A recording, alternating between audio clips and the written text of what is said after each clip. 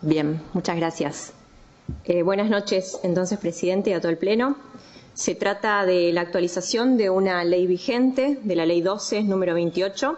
Vamos a modificar los artículos 1 y 10 a los fines de prorrogar la vigencia de esta normativa hasta el 31 de diciembre del 2022 y así prorrogar, valga la redundancia, la suspensión de las ejecuciones de sentencias que tienen por objeto ordenar el desalojo o remate de inmuebles destinados a vivienda única y familiar y a vivienda y producción agropecuaria única y familiar cuando se verifique una ocupación superior a 8 años sobre predios urbanos y rurales, ya sean estos fiscales o privados.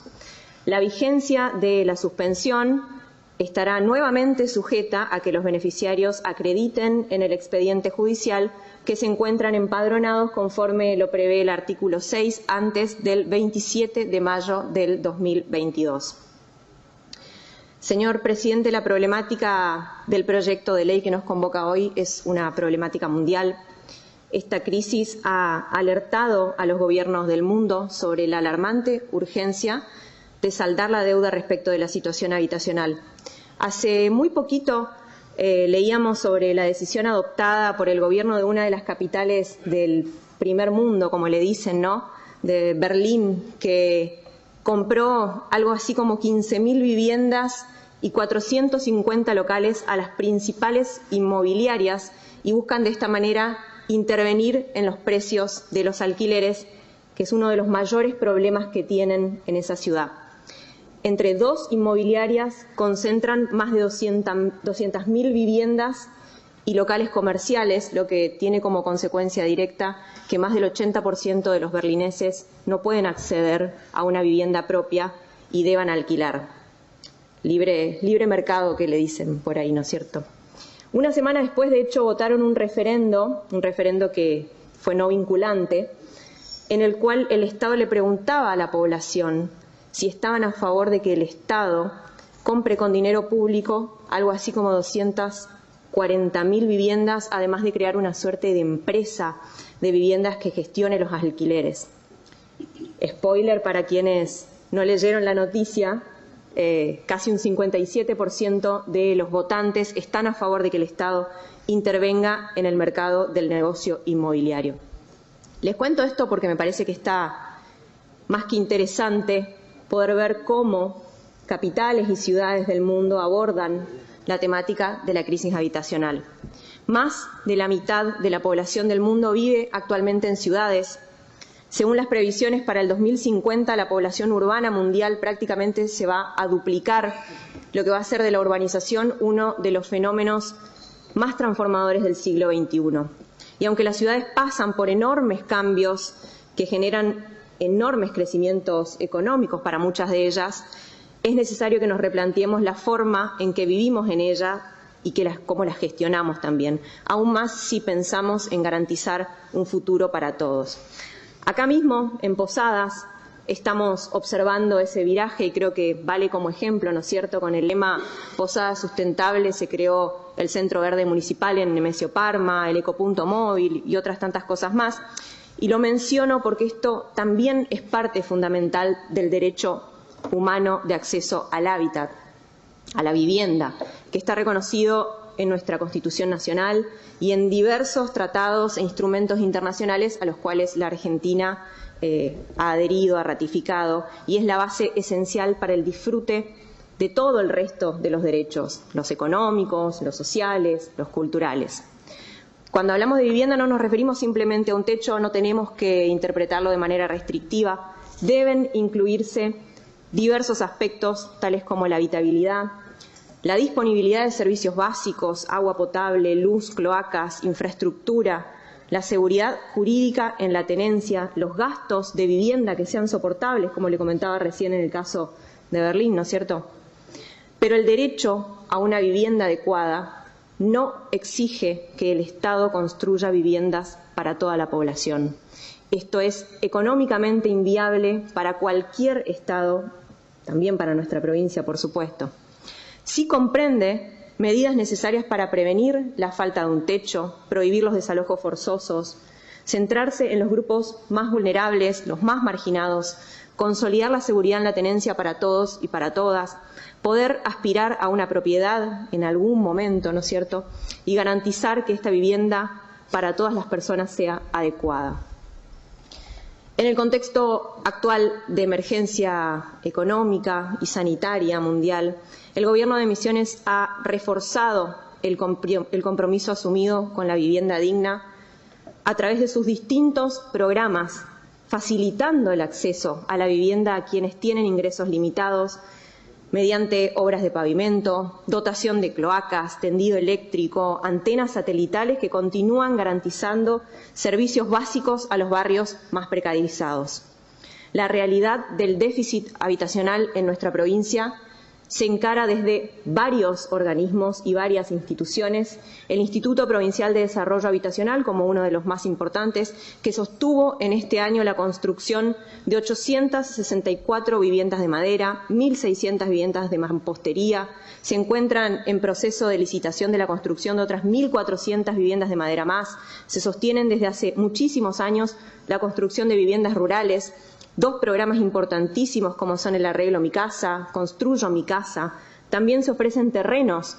En lo que va del 2021 se han vendido unos 700 lotes, lo que permite que aquellas familias que no tienen terrenos y desean adquirir uno puedan hacerlo y acceder a su vez a un crédito hipotecario. En el último año se hizo entrega a la Municipalidad de Posadas, solamente por mencionar algunos, de 16 lotes en el barrio Don Pedro, 34 lotes en el barrio Néstor Kirchner destinados a la relocalización de familias que se encontraban ocupando la vía pública, así como la construcción de techos y cerramientos para 15 familias que fueron desalojadas de propiedades privadas. Debemos destacar el esfuerzo económico realizado por el Gobierno de la provincia, que con una inflación a nivel nacional promedio de casi un 4% mensual, no traslada eso a la gente.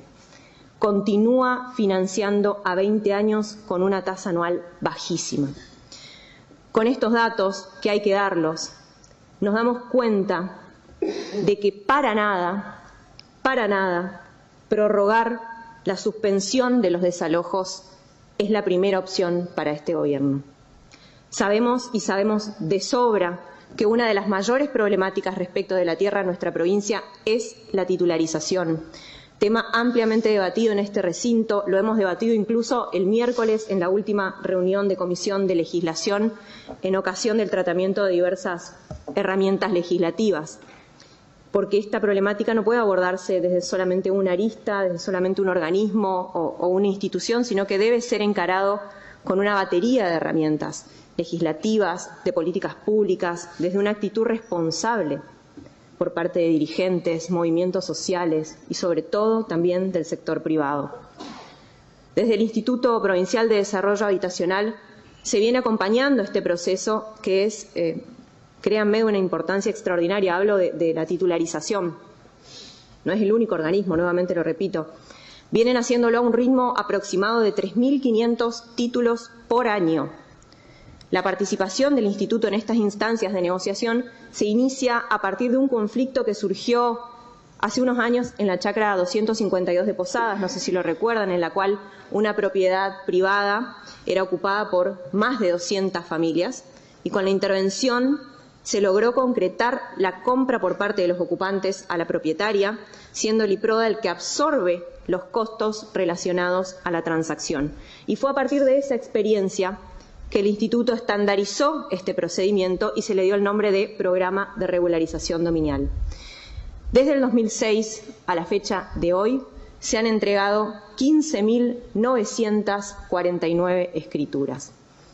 En este sentido, el IPRODA se plantea como un intermediario válido entre las partes, haciéndose cargo de los gastos, tanto del propietario como de los ocupantes.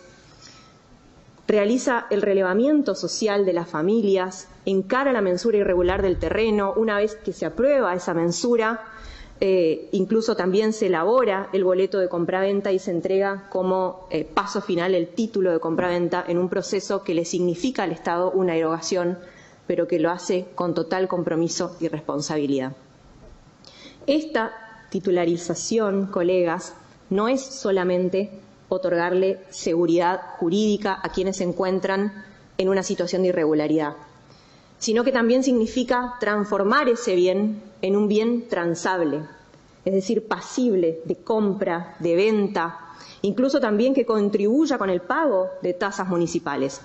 Y más importante, quizás también, otorgarle un valor que pueda ayudar a hacer crecer la oferta de inmuebles con precios que sean reales, accesibles a la gente y no solamente unos cuantos pocos que son los que pueden sostener una inversión de un edificio, por ejemplo, en altura.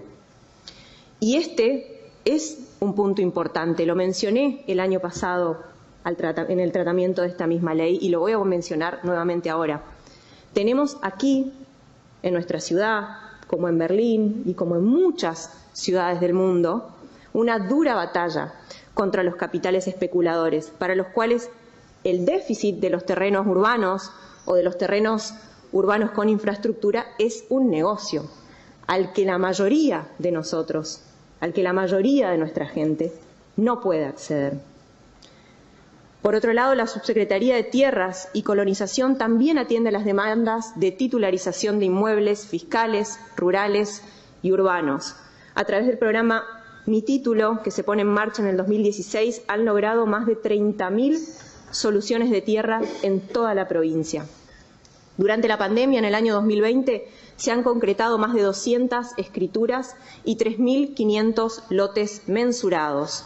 Y en lo que va del 2021, más de 2.200 mensuras, que son 2.200 familias que están un paso más cerca de la titularización. El Plan Mensuras se puso en marcha en 14 municipios desde su implementación, permitió ordenar el casco urbano de varias localidades. Un ejemplo claro de esto es San Antonio, con más de 450 permisos entregados, o el municipio de San Pedro, en el cual se culminó la mensura del lote H de 347 hectáreas, que por el mismo a fines del año pasado celebraron boletos de compraventa con las familias, ya que dicho lote es de origen privado y lo están regularizando a través de un convenio con la Fundación Santa María del Iguazú, convenio que les va a permitir en los próximos días celebrar otra acta similar con otra propiedad en la misma localidad, en Colonia Yateí, con los mismos fondos recuperados de este mismo convenio y con la misma fundación, llevando así soluciones no solamente para las primeras 27 familias, sino para 80 familias más. Podría seguir con varios ejemplos de muchos municipios y localidades más, Garupá, Oberá, por ejemplo, en donde van entregados 390 de los 450 títulos en el barrio 100 hectáreas. De hecho, me comentaba la subsecretaria Sonia Melo que para ella uno de los procesos más emblemáticos del programa de mensura en este año, en el 2021, que se desarrolla, ¿no es cierto?, en el marco del programa Mi Título, fue el de 2.700 hectáreas para beneficio de 350 familias productoras en la localidad del Soberbio. Sabemos muy bien y conocemos muy bien la situación de las familias misioneras y es ahí cuando tomamos noción de que a pesar de la ejecución constante de una batería de políticas públicas y de programas que facilitan el acceso a la vivienda, Misiones necesitaría unas 90.000 viviendas para revertir el déficit habitacional de los sectores de menos recursos.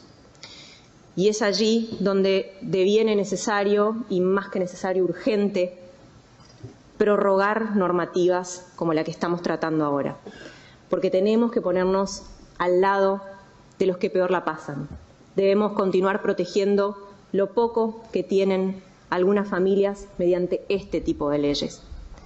La crisis habitacional es transversal, creo que ya lo dije, a los 3 poderes del Estado. No basta con que el Ejecutivo arbitre todos los medios a su alcance para levantar complejos habitacionales con facilidades de pago, planes de financiación, etcétera, etcétera. Es necesario que desde esta legislatura trabajemos para dar un poco de calma a aquellas familias que viven con la incertidumbre de no saber dónde dormirán sus hijos y sus hijas, de si la sentencia de desalojo se ejecuta o no se ejecuta. Y si la ejecución es impostergable, también es necesario el compromiso real, el compromiso en serio del Poder Judicial, de los jueces y de las juezas de nuestra provincia, y también el compromiso de las fuerzas de seguridad para que los procedimientos sean lo más pacíficos posibles. Empatía. Vuelvo a utilizar esa palabra que mencioné, creo que a principios de junio, en oportunidad de ingresar este proyecto al plan de labor, al BAE, perdón. Empatía en estos casos que siempre debería ir al frente. La violencia jamás es la respuesta, menos aún durante un procedimiento de desalojo en el que se despoja a las familias de la posesión material de ese pequeño pedacito de tierra que hasta ese momento fue su hogar y en muchos casos sin otra alternativa más que la calle.